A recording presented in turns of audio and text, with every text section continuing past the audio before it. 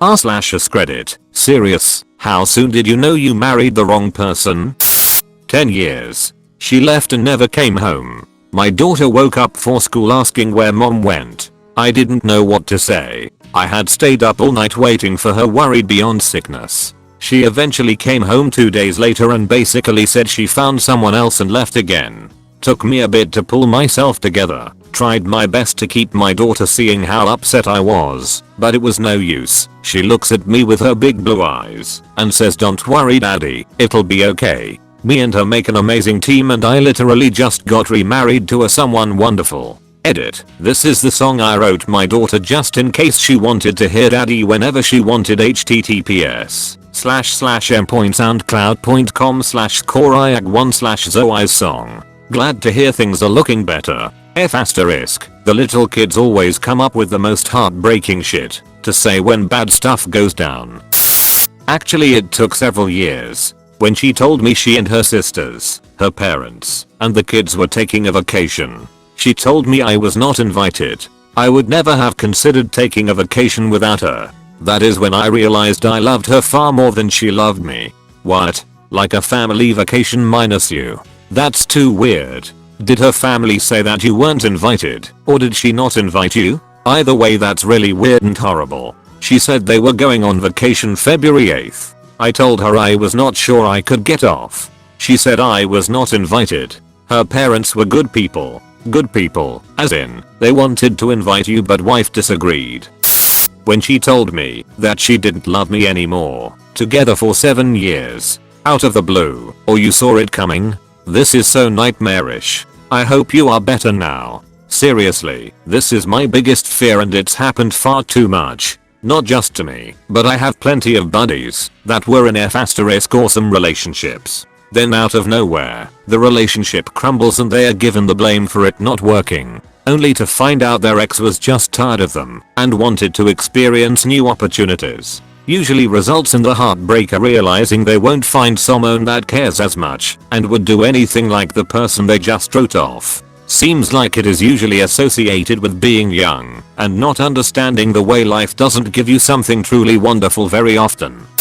The day I married him, he was late getting to the ceremony site and I was so just relived. Almost giddy. There had been doubts for months leading up to the ceremony, and when I tried to talk to my mother about my reservations she told me that I had to go through with it because of how much money that had been spent. I was young and still gave a shit about making other people happy. Marriage lasted 3 years. I left when he broke my collarbone by throwing me against the wall. Those little feelings in the back of your head that tell you things aren't right. Listen to them. When I tried to talk to my mother about my reservations she told me that I had to go through with it because of how much money that had been spent. Literally the worst reason ever to go through with a wedding. Money spent should never ever be the reason to get married. Sorry you had to learn the hard way and hope you are doing well now.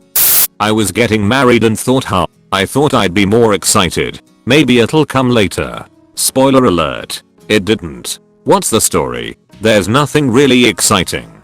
My ex and I were just incompatible people. It was a classic case where someone doesn't have to be a dirtbag to be wrong for you. I understand that feeling. We weren't married, but I had a similar thought when my then boyfriend, almost fiance, went away to visit his parents, and one night he called, and when I hung up I thought I'd miss him more, and then I realized what I was actually saying, cried a lot then broke up with him, didn't want to waste both our time. When I was pregnant with triplets and he wouldn't help me by finishing washing the dishes because he knew how I was and didn't want me to get lazy. I was hospitalized due to stress contractions a couple of days later. Were there red flags leading up to this? Oh yeah. Truth be told there were so many I only saw in hindsight. If you look at someone through rose-colored glasses, all the red flags just look like flags. Wanda, Bojack Horseman. Wow, that might be my new favorite quote.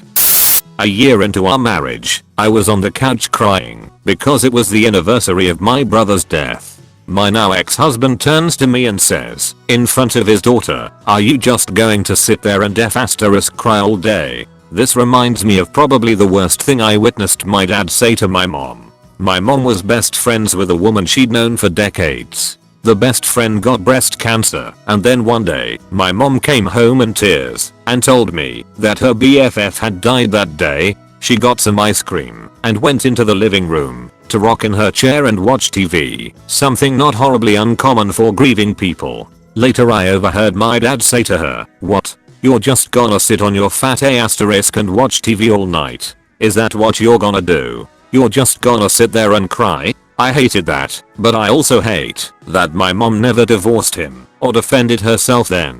She just kept crying and looked at me, so then I, a freaking child, had to be the one to say something to my asterisk father. So then he'd get mad and yell at me, but how could I just ignore something like that? Do you know what it's like seeing someone you love willingly be treated like shit? She shouldered leaned on her youngest daughter to speak up against him. That's just not fair, and he scared me more.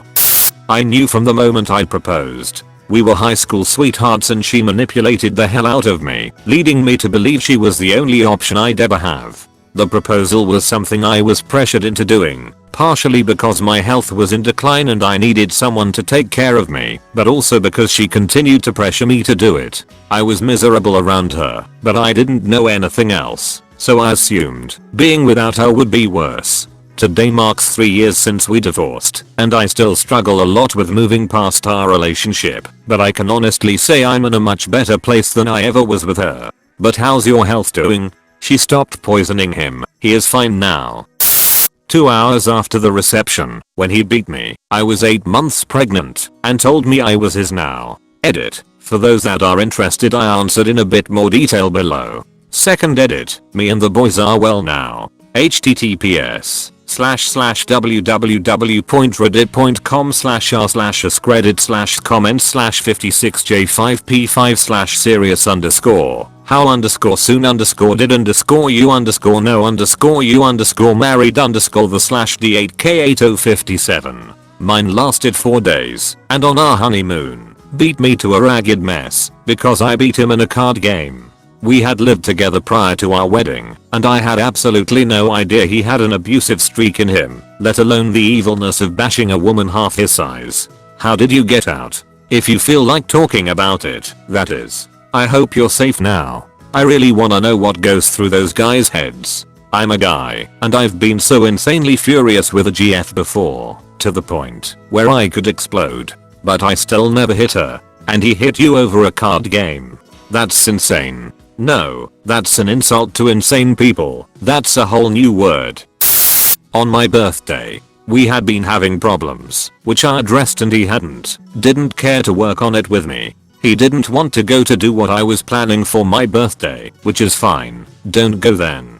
He said it costs too much, $35 a ticket, but one of my friends jumped in and offered to pay and did for both of our tickets. The kicker was that he had just bought a bunch of electronics that costs hundreds of dollars without asking me first. But he came anyway, complained the entire time, and said he didn't even know why I wanted to go see this particular play. Tried to get me to go home early. I realized he didn't know me at all, just saw what he wanted to see. He wanted the life, not me. We were married about 2 years. We are still amicable because we ended it before it got worse. Reminds me of my ex. His parents had bought all of us Cirque du Soleil tickets. That's not cheap, because I had vaguely mentioned that I would like to see it one day. The day of, my ex threw a massive toddler-like temper tantrum because he didn't want to go to that city and Cirque du Soleil is stupid and he didn't want to be seen there. His dad bribed him to come with, and he spent half the show playing on his phone, full brightness, volume on, until I took it from him with force, because he was being so inconsiderate, and we'd already received complaints from people around us.